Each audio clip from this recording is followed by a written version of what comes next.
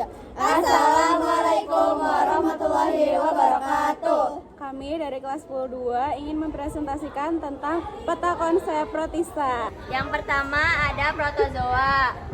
Protozoa adalah organisme uniseluler yang masuk ke dalam kelompok mikroorganisme. Protozoa disebut protista mirip hewan karena ia memiliki sifat yang sama dengan sifat hewan, yaitu dapat bergerak dan heterotrof.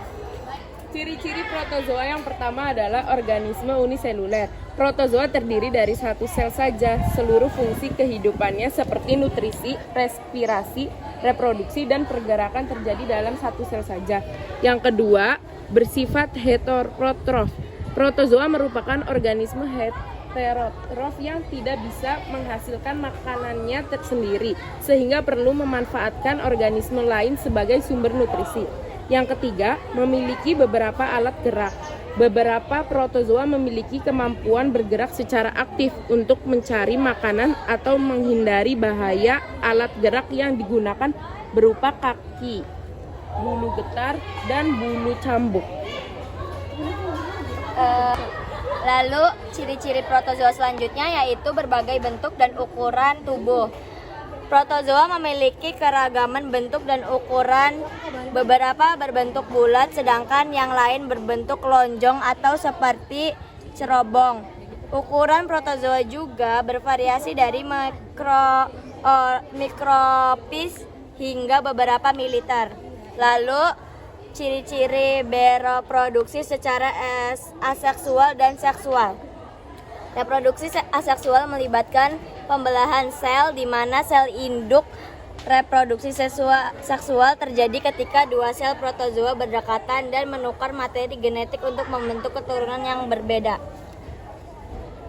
Lalu ciri-cirinya hidup di habitat air. Sebagian besar dari mereka hidup di lingkungan air. Mereka dapat ditemukan di air tawar seperti danau, sungai, dan kolam, serta di lingkungan air asin seperti laut dan samudra. Beberapa protozoa juga dapat hidup di tanah dan bahkan di tubuh organisme lain termasuk manusia dan hewan. Struktur sel protozoa. Yang pertama ada membran sel, lapisan yang melapisi sel protozoa, berfungsi sebagai pelindung serta pengatur lalu lintas zat-zat masuk dan keluarnya dari sel. Membran sel juga berperan dalam interaksi sel dengan lingkungannya. Yang kedua ada sitoplasma, merupakan cairan yang berada di dalam membran sel. Di dalam sitoplasma terdapat berbagai organel sel. Sitoplasma berperan dalam menyediakan tempat bagi berbagai proses seluler dan mengangkut zat-zat yang dibutuhkan oleh sel.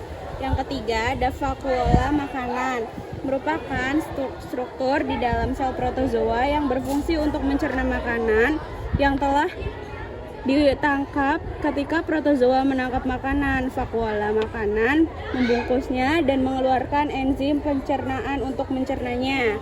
Yang keempat ada juga vakuola kontraktil, merupakan struktur yang berperan dalam mengatur keseimbangan air dan ion dalam sel protozoa. Ketika sel mengalami kelebihan air, vakuola kontraktil akan mengeluarkan air lebih melalui proses osmoregulasi. Selain mengeluarkan air, vakuola kontraktil juga mengeluarkan sisa-sisa makanan. Yang kelima, inti sel. Inti sel bertugas mengatur fungsi-fungsi seluler dan mengendalikan pertumbuhan serta produksi protozoa. Yang keenam, alat gerak. Seperti yang sudah kita bahas sebelumnya, alat gerak protozoa dapat berupa sila, flagella, dan spodopodia tergantung jenis protozoanya. Ada filum Rhizopoda. Pseudopodia digunakan untuk menangkap partikel makanan seperti bakteri, Deuterius, atau alga mikroskopis dengan cara menyelubungi dan mencernanya di dalam vakuola makanan.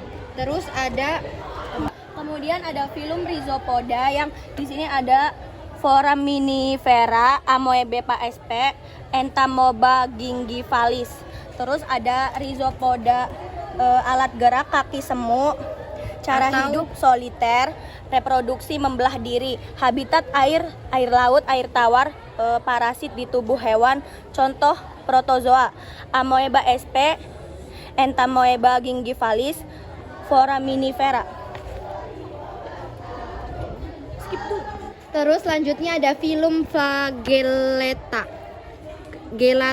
Memiliki flagella yaitu ekor cambuk yang memanjang dari tubuh sel, berfungsi sebagai alat gerak yang memungkinkan flagellata berenang dan bergerak aktif dalam air.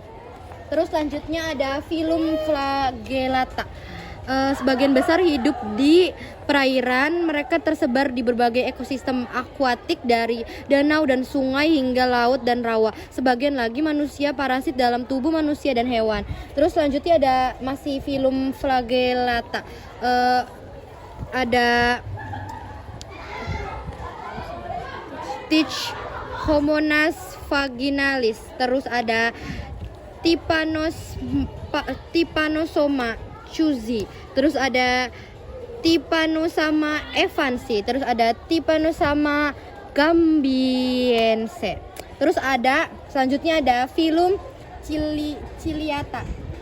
Ciri utama dari ciliata adalah adanya cilia, yaitu rambut getar yang menonjol dari permukaan selnya. Terus ada masih filum ciliata, memiliki 2 inti sel, yaitu makronukleus untuk mengatur metabolisme dan perkembangan sel, serta sebagai alat reproduksi aseksual, dan mikronuleus berfungsi sebagai alat reproduksi seksual.